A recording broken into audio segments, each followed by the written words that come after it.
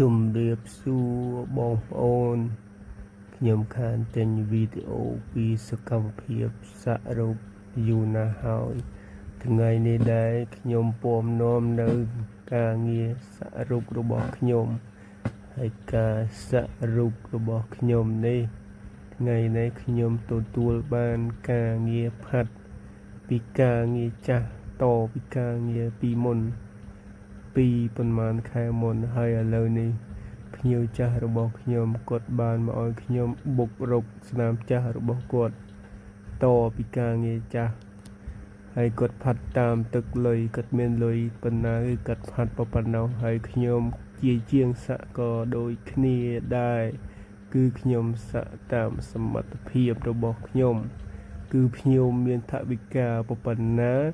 គឺខ្ញុំសាក់ឲ្យភ្ញៀវប៉ុណ្ណោះដោយសារតែខ្ញុំគឺជួលកន្លែងគេទឹកភ្លើងអីគឺលើខ្លួនឯងអីទាំងអស់ទើបខ្ញុំសាក់តាមសមត្ថភាពបើសិនជាខ្ញុំនៅផ្ទះខ្លួនឯងផ្ទាល់គឺខ្ញុំអត់សាក់តាមសមត្ថភាពទេ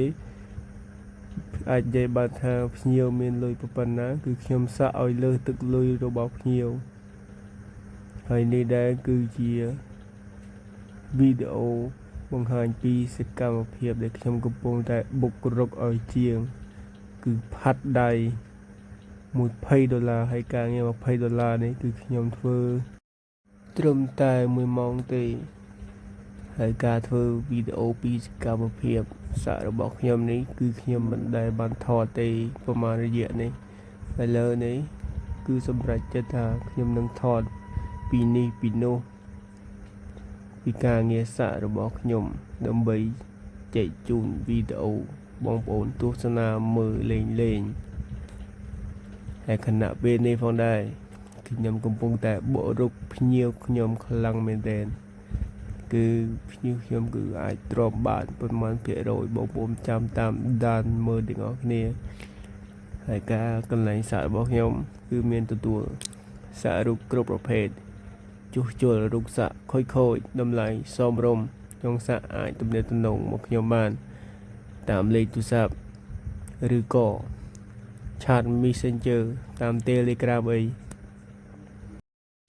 ហើយសម្រាប់ទីតាំងគឺស្រួលរកមែនទែនទីតាំងហាងសាក់របស់ខ្ញុំគឺនៅសៀមរាបដំដីផ្សារសំរោងនៅខាងកើតវត្តសំរោងទីតាំងផ្លូវទៅវត្តយ៉ែកហើយឥឡូវនេះផងដែរគឺការងារផាត់របស់ខ្ញុំគឺខ្ញុំបានធ្វើបានតែប៉ុណ្ណេះឯងដោយសារតែភ្ញៀវគាត់បានសុំខ្ញុំឈប់អរគុណច្រើនការតាមដានទស្សនា